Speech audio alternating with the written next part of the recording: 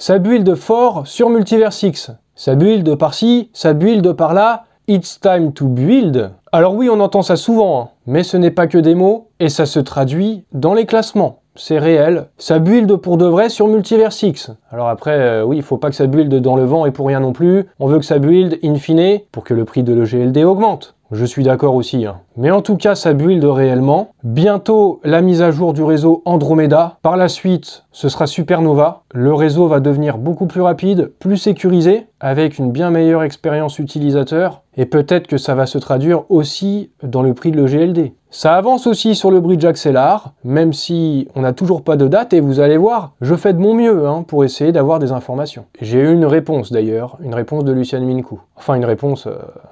Enfin, vous allez voir. Baguette, croissant, vous verrez. It's time to build. It's time aussi de mettre des likes, parce que ça fait toujours plaisir. Parce que moi aussi, je build. Chacun à sa manière. Moi, c'est en faisant la vidéo. Vous, c'est en mettant des likes. Vous pouvez aussi mettre des commentaires. Vous pouvez vous abonner si vous découvrez la chaîne et que vous appréciez évidemment. Vous pouvez activer les notifications pour être tenu au courant. Et vous pouvez me suivre sur mes réseaux sociaux. Il y a des liens dans la description de la vidéo. J'investis dans les cryptos pour être riche dans le futur. Paire de couilles dans le futal, ainsi soit-il. Mon bitcoin et mon couteau. La meilleure façon de favoriser et de faciliter le succès est d'y croire et d'exprimer votre conviction en conséquence. Tout le reste n'est que sabotage. Un tweet de Lucian Mincu, et le moins que l'on puisse dire, je pense, c'est que lui croit dans son projet pour de vrai. It's time to build avec le drapeau des États-Unis. En prenant en citation ce tweet au sujet des États-Unis, ce tweet de Mark Andreessen de A16Z, qui montre les innovations US, le développement de leur technologie, en passant par la conquête spatiale, les transistors, le phonographe et même l'iPhone, c'est ça, les États-Unis, le fait de build. En tout cas, c'est l'idée qui est passée derrière ce clip. Une nation de conquérants et d'inventeurs. It's time to build, c'est le message. Build for America, ça rentre exactement dans le thème de Multiversix aux États-Unis. Donc je pense que c'est pour ça qu'il a repris ce tweet en citation, tout comme son frère, Benny, et qui explique qu'il n'y a qu'une seule raison pour laquelle il est venu aux États-Unis, pour construire ce qui ne peut tout simplement pas être construit ailleurs. Les États-Unis, une terre d'opportunités. So it's time to build, et ça build fort sur Multiversix. Et là ça se voit comme dans ce tweet de Lucian Mincu. Multiversix a la 3e place des écosystèmes qui déposent le plus de commits sur ce classement de token terminal sur une période d'1 an. C'est des données objectives. Là pour le coup c'est pas juste des paroles et c'est pas juste l'avis des fondateurs. Mais ça n'empêche pas que parce que c'est Multiversix, parce que c'est le GLD, du coup on prend pas ça au sérieux. Enfin en tout cas j'ai l'impression quand je vois ce tweet de Bifresh Crypto qui dit il y aura toujours un graphique, une donnée, un outil qui donnera raison à votre thèse. Là, on parle de GLD derrière ICP et INJ, il faut doser. Ah oui, mais n'empêche que c'est quand même des données sur 1 an, et en attendant, Multiversix est à la 3e place, qu'on le veuille ou pas. Que le prix soit haut ou non, ça build quand même. C'est devant SUI, alors peut-être que ça dérange parce que SUI est beaucoup plus à la mode. Les gens trouvent pas ça normal qu'il y ait INJ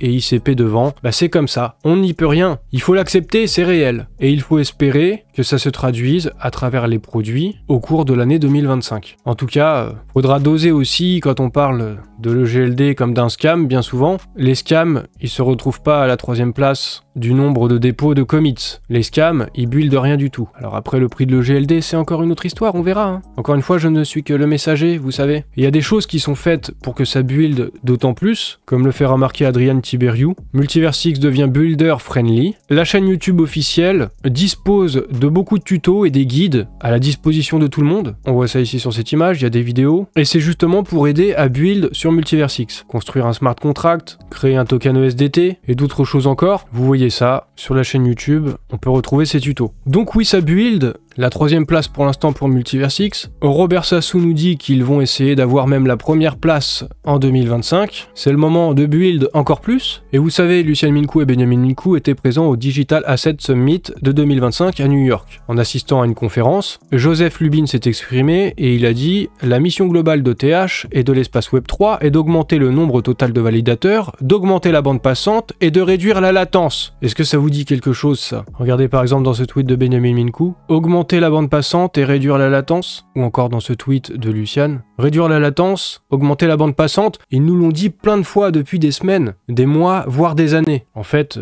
ils nous parlent de build, encore une fois. Donc c'est effectivement la mission de Multiversix, la mission qu'ils se sont donnée, c'est ce qu'ils semblent faire réellement, puisque ça se retrouve dans les classements, et c'est ce qui fait dire à Lucian Mincu qu'il est optimiste et qu'ils sont sur la bonne voie. Ça build, et ça avance sur la mise à jour Andromeda. Alors il y a eu un long post de Multiversix pour expliquer les avancements, mais bon, c'est aussi un petit peu technique et c'est un petit peu long. Alors je vais pas vous lire tout ça. Et si vous voulez, vous retrouverez ça directement sur le compte X de Multiversix, ils ont aussi publié un article de blog. Sinon, il y a Benjamin qui a publié les conclusions. Avec Andromeda, la finalité des transactions sera instantanée, l'exécution cross-shard sera 2 fois plus rapide. D'une manière générale, c'est le réseau qui sera plus rapide. Et Andromeda, c'est une préparation pour Supernova, la prochaine mise à jour, la plus grosse, la plus importante, prévue pour Q3 2025. Ça permettra d'atteindre les 600 millisecondes et là ce sera vraiment ultra rapide. Andromeda, c'est une étape intermédiaire pour aller sur Supernova. Comme nous le dit aussi Robert Sassou, Andromeda est plus proche qu'on ne le pense. 99% du travail est terminé. La plupart des tests internes ont tenu bon. Andromeda devrait être sur le public testnet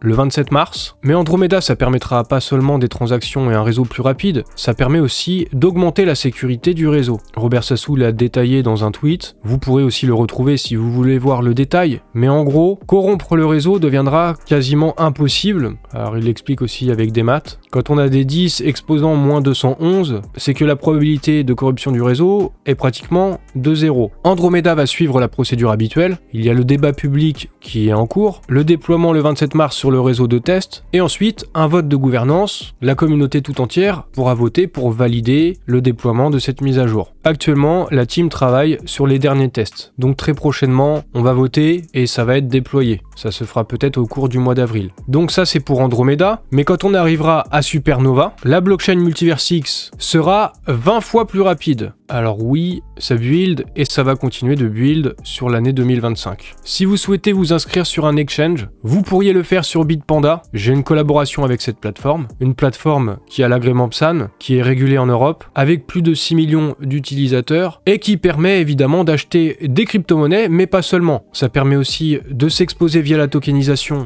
au marché actions, aux ETF, aux matières premières, aux métaux et à des indices crypto. Les indices crypto, c'est des paniers de crypto, par exemple le top 10, le top 25, le top 5, des cryptos de la finance décentralisée ou des indices de crypto, de blockchain, d'infrastructure. Vous avez donc divers produits financiers qui sont disponibles sur Bitpanda. Si vous souhaitez en savoir plus, j'ai fait une vidéo de présentation sur ma chaîne, je vous la mettrai en description et vous retrouverez aussi un lien de parrainage par lequel vous pourrez passer si vous souhaitez vous inscrire sur Bitpanda. Les frères Mincu étaient donc à New York et ils ont rencontré plusieurs personnes, comme là, Lucian, avec Michael Saylor. Il nous dit qu'ils ont parlé de Bitcoin, de stratégie à long terme, ils ont eu des discussions. Alors je sais pas si c'est vrai, moi peut-être qu'ils ont juste fait une petite photo et ils ont pas parlé ensemble. On ne sait pas, on n'était pas là-bas. Ce qui serait génial, mais je ne pense pas que ça arrivera, c'est que Michael se mette à acheter de l'EGLD de la même manière qu'il achète du Bitcoin. Si chaque semaine il achetait pour des centaines de millions de GLD, voire même des milliards, ça nous arrangerait bien quand même, hein. Allez viens Michael, viens avec nous. Bon je pense pas, hein. Mais maintenant, il connaît quand même Multiversix a priori. Cette photo, c'était le 20 mars, à 7h44 post-méridiem.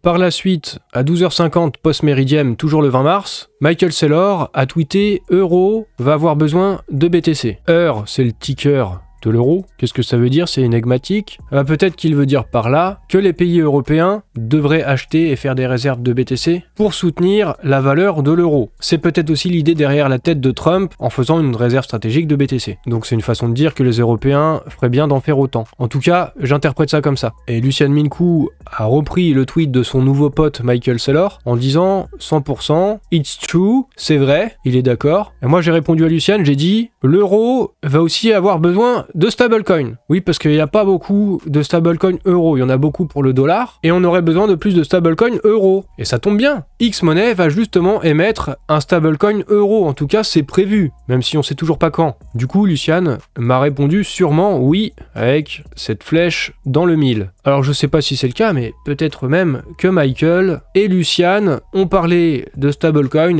et de X-Money, à la limite, pourquoi pas, hein. Après tout, ils sont en train de vouloir conquérir le marché US et le monde. Les stablecoins deviennent très importants dans le monde. Ils vont sortir aussi un stablecoin dollar. Et X-Money souhaite se faire une place sur le secteur des paiements. Et les stablecoins seront aussi importants aux États-Unis. C'est pour ça que Trump veut faire passer une loi sur les stablecoins. Foudre a d'ailleurs fait un tweet à ce propos, en reprenant un tweet de Nick Elius, qui montre à quel point les processeurs de paiement classiques, les cartes de crédit, de débit ou PayPal, prennent des frais importants sur les paiements. Et donc Foudre nous dit, à son avis, aucune blockchain n'est techniquement mieux positionnée pour les paiements que Multiversix. Il y a une logique dans ce qu'on est en train de développer là, enfin de ce que je suis en train de développer là avec vous. Je sais pas si vous aviez remarqué. Lucian en tout cas il est d'accord, et il a répondu à Foudre, en plein dans le mille. Oui, Multiversix, X-Money, ils se positionnent sur les paiements pour concurrencer le Web 2. Et ça peut être un axe de développement très important. Ça build aussi sur les paiements. Lucian, il a fait des photos aussi, pas seulement avec Michael, mais avec d'autres personnes. Avec Stelian Balta, CEO d'Hyperchain, et André Conge, cofondateur de Sonic. Pas le hérisson, vous avez compris.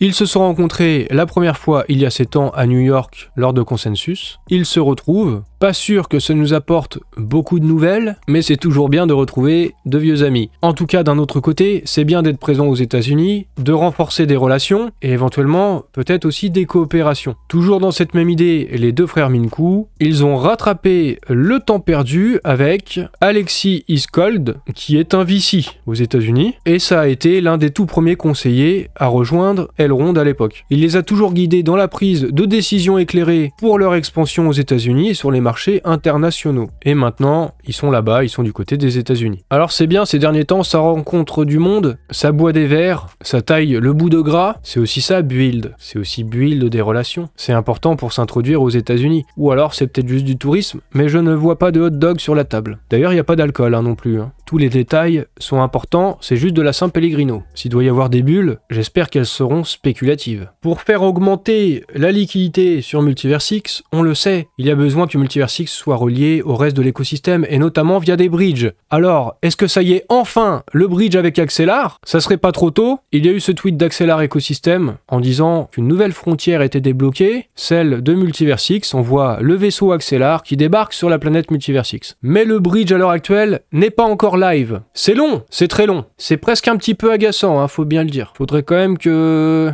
ça arrive, non? Vous êtes d'accord? Si vous êtes d'accord, mettez des likes. S'il n'y a pas beaucoup de likes, c'est que vous en avez rien à foutre du bridge. Bon, en tout cas, le relationnel, ça continue. Avec Axelar, justement, les deux frères Minkou ont rencontré Sergei Gorbunov d'Axelar. Interopérabilité illimitée avec Axelar, plus scalabilité illimitée avec Multiversix. C'est bien tout ça. Ça donne envie, mais il faut que ça se concrétise. Alors, j'ai posé la question fatidique à Lucian. Est-ce qu'on pourrait avoir une date approximative pour que le bridge soit complètement opérationnel et déployé sur le mainnet? Il m'a répondu, très bonne question. Oui, effectivement, c'est la question qu'on se pose tous. Les audits finaux sont en cours. Alors j'avais l'impression que ça faisait déjà longtemps que c'était le cas. Sur cette base, nous planifions les prochaines étapes de manière plus spécifique. Eh bien, merci pour cette réponse, Baguette. Il m'a même répondu avec plaisir, croissant. Mais, comme vous l'avez compris, on n'a pas de date, même pas approximative, donc on n'en sait pas beaucoup plus. Je fais tout mon possible, mais maintenant, je pose des questions et j'ai des réponses. Enfin, vous avez compris quoi. Avec plaisir, merci pour cette réponse. Est-ce qu'on peut essayer d'en savoir plus du côté de Robert Sassou? Il nous dit que le code est terminé. Audit en cours, ça a l'air bien. Bon, j'espère. Il nous parle aussi des Lightspeed Chain, anciennement les Sovereign Chain. Il expérimente sur les Lightspeed Chain en repoussant les limites du code de l'ensemble du système. Donc je comprends par là qu'il est en train de build. Nous essayons d'aller en dessous de la seconde et en ciblant même les 500 millisecondes ou même moins. Faster, better, stronger. La petite musique dans la tête maintenant. Ils expérimentent aussi une nouvelle économie qui permettrait de lancer des Sovereign Chain gratuitement la plupart du temps et ça deviendrait payant en cas de congestion sur le réseau. Donc voilà, ça expérimente et ça build. Alors est-ce que tout ce build, ça va nous amener aussi à ce qui nous intéresse, c'est-à-dire une hausse du prix de l'EGLD sur cette année 2025? Je sais pas, mais il y a des tweets récemment de X-Portal qui m'ont interpellé. Avec cette image, la chance arrive sur votre chemin. Vous savez, ça c'est les petits biscuits chinois avec un mot dedans, normalement sur notre avenir. Apparemment, la chance arrive sur notre chemin. Préparez vos bagues, nous partons. Alors, est-ce qu'il y a un message caché là? Je me demande, je vous demande. Mais ce n'est pas tout. Toujours Xportal. Je parie qu'en 2021, vous auriez souhaité en acheter plus. Je crois qu'il parle de l'EGLD, non? C'est sûr, à la fin de l'année 2021, on pouvait se dire, je me suis dit moi-même, j'aurais aimé en début d'année en acheter plus. À la fin de l'année, je crois que j'avais seulement 7 ou 8 EGLD. Contrairement à ce que beaucoup de gens peuvent penser. Donc est-ce que c'est une façon de nous dire que pour 2025, ça va se répéter? C'est pas direct, mais ça y ressemble. Hein. Et autre chose encore, toujours le compte de Xportal. Je garde une liste de tous ceux qui ont Fedid. Bon, en gros, quand on vous a ignoré. Je garde une liste de tous ceux qui m'ont ignoré. Donc quand je réussirai, je saurai à mon tour qui ignorer moi-même. Voilà le message, en disant que ce n'est pas une vengeance, c'est de la science, la troisième loi de Newton, qui stipule que si un corps A exerce une force sur un corps B, alors B exerce sur A une force d'égale intensité, de même direction et de sens opposé. En d'autres termes, c'est une façon de dire chais. On voit ça dans le GIF, les forces opposées, la loi de Newton. Est-ce que c'est pas encore un petit peu une façon de dire qu'il va y avoir du changement, et pour le bien? Alors vous allez me dire, c'est normal, hein, c'est leur rôle, nous vendre le machin. Mais là, dans la communication, de façon répétée dans un intervalle très court, c'est la même idée qui a été évoquée assez fortement. Peut-être que c'est aussi au sujet de l'airdrop Xportal, je ne sais pas, puisque c'est le compte Xportal. Peut-être que c'est une façon de dire que tous ceux qui n'ont pas claim leur XP, qui n'ont pas fait les petites quêtes, ils auront rien du tout. Et peut-être qu'ils ont fait une liste de ceux qui ont Fed, qui ont Fedid, qui les ont ignorés, mais ils ont aussi une liste